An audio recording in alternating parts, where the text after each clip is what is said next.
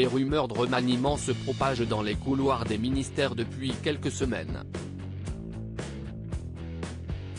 Jugées par certains trop discrètes, plusieurs recrues d'Elisabeth Borne seraient sur un siège éjectable, à l'image du ministre de l'Éducation nationale Pape Ndiaye ou encore de François Braun, ministre de la Santé.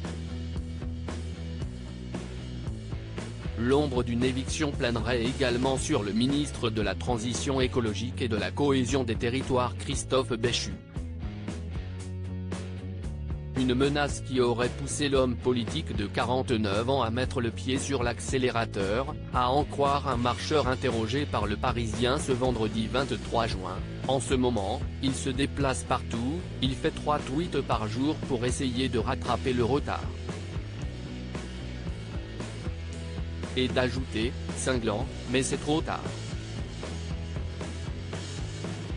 La discrétion de Christophe Béchu a été pointée à plusieurs reprises au cours de cette année. Invité sur le plateau de C'est à vous, France 5, au moment des terribles incendies qui ont ravagé une partie de l'Hexagone l'été dernier, l'ex-membre des Républicains s'était pourtant défendu de tout mutisme. « Je vais totalement assumer quelque chose, c'est que je considère que la transition écologique elle ne se fait pas sur les plateaux. Elle nécessite du travail, ce n'est pas forcément la partie la plus sexy ou la plus visible. »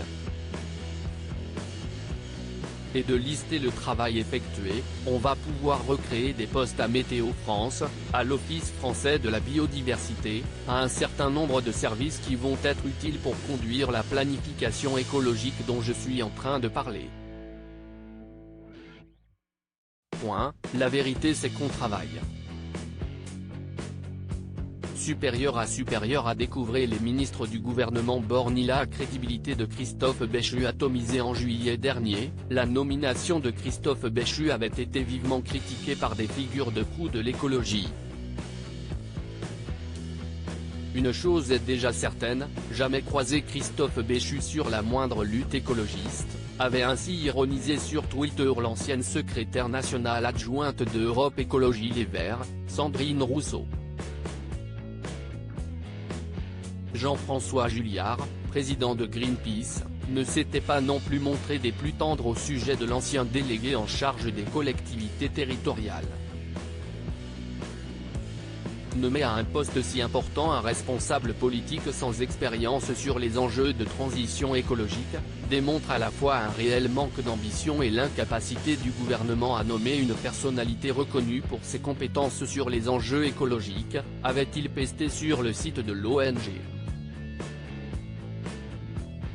Article écrit en collaboration avec 6 médias Crédit Photo, Alexandra Bonnefoy pour Bestimage.